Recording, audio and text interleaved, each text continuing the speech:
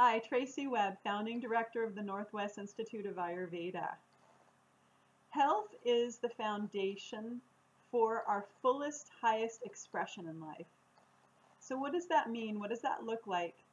Well, Ayurveda teaches us that the root of who we are in life and our ability to attain our heart's desires and our soul's goals, the root of that is our health or absence of disease. And what Ayurveda says is as disease, the layers of disease start to come in over time, which happens naturally for all of us, right? Which is part of the aging process, eventually leading to death process. As we start to accumulate these layers of disease over time, what happens is we slowly start to become more deficient in our expression of our fullest self in life. So what that means is the reflection of who we are in the world is 100% dependent upon our state of health. So I'll take an extreme example, somebody that has multiple sclerosis and maybe they're wheelchair bound and they're unable to utilize their hands or use the bathroom or shower or anything like that. Imagine how the state of the quality of life becomes more and more degraded as a result of that physical malady. So you can very easily see how, as we become, on a more extreme example, physically inhibited, our ability to express in the outer world is completely affected. We're not able to show up to work, definitely not on time, and maybe not at all, right? And if we do show up to work, maybe our work production is diminished. Or maybe the quality of work we're able to put out because we're having to use different type of technology to get the work done, the time is slowing down, the quality is becoming deficient, and so forth. The other thing that can be affected is our ability to feel emotional connection and so forth. When we're physically in pain, our energy, like an animal, it turns more introvert. So we turn our awareness away from others and we become more aware of ourselves, at least at the beginning, until we have some spiritual breakthroughs that most disease leads to. But the idea, you can get the idea that when we are physically sick, and especially in the most extreme example, our ability to perform the daily activities of just daily routine and going to work and so forth and family affairs is diminished. And so likewise, even on an emotional level, when our emotions are having imbalance, when they're not healthy or stabilized, it impedes our ability to attain our highest goals in life. So if we're constantly in anxiety mode or constantly snapping at people around us, getting irritable and short-tempered and angry, or if we're in a state of depression, whether it's chronic clinical depression or just a mild transient depression, the idea is when our emotions are afflicted and not stabilized, the mind lacks clarity, and without clarity it lacks the ability to connect and engage with others and with life fully, or to be able to see clearly the next step, the next stage, what's around the corner for your life and your mission and so forth. So both physical and emotional disease, they affect our ability to fulfill our life's purpose and attain our soul's actualization.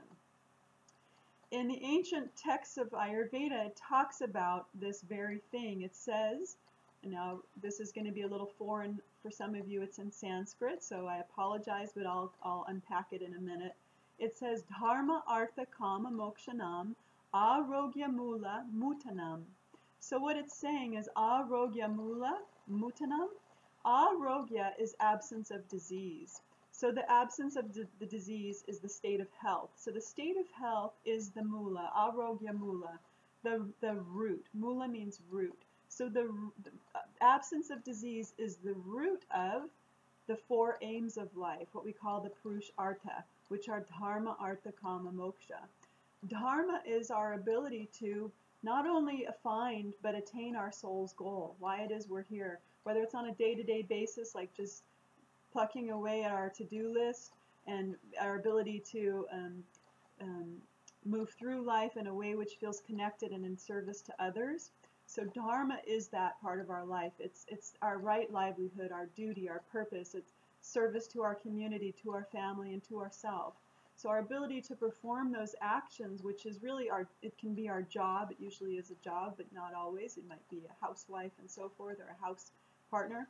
But the idea is our ability to fulfill dharma, to fulfill our dharma, to attain our soul's goals, our higher purpose of why we're here, is diminished when our health is not there. It becomes very hard and challenging. If we wake up with a stiff neck one day and we have a headache that results from it or something like that, we become more short-tempered and snappy with people. Or, you know, we just don't feel like ourselves, so we're just not physically and mentally present. And so the whole quality of that day is diminished. And then God forbid if it should go on for days or weeks on end, which it does for some people. So something as simple as that can affect our dharma, our ability to fulfill our purpose. It also can affect our ability to attain our money and to make a living and to attain the things that money buys that are called artha, or to enjoy those things, which is kama, pleasure, or kama is also simple pleasures like dinner with friends or a beautiful sunset and so forth.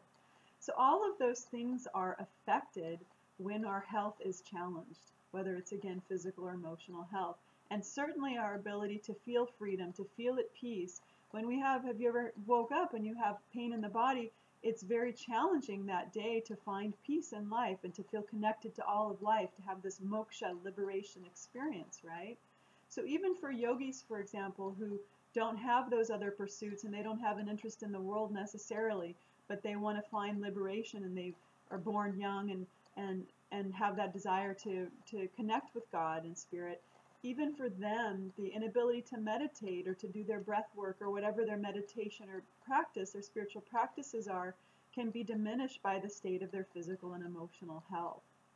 So all the gamuts of life, from the person who's out in the world on the workforce day to day, to the housewife, to even people who were more renounced from life, it doesn't matter what our dharma is in life, what our purpose is in life, but it is definitely affected and potentially inflicted by and inhibited by and diminished by, its expression will be decreased by our decreased, diminished state of health. Lastly, I wanted to say that regarding our physical tissues, there's nowhere in our physical body that our mind doesn't live. So what happens is the physical tissues, the organs, the bones, the blood, the marrow, and so forth, if they are not at their most healthy expression, what we call sara in Ayurveda, if they're not at their most healthy expression, you get a less healthy expression of life. So a healthy expression of health equals a healthy expression of life. And a small example of that would be, let's take it, for example, and say that you had iron deficiency anemia. Well, as we know, iron deficiency anemia results in the body's inability to transport oxygen properly. So you get deficiency of blood oxygen, and what happens is there are emotional symptoms of that. We feel lethargy, we are tired, we are exhausted, we lose our passion for life. Blood tissue brings passion. So without the health of even that one tissue, the rakta dhatu, with just deficiency in that one tissue, it can impede and affect the expression of us into the world each day.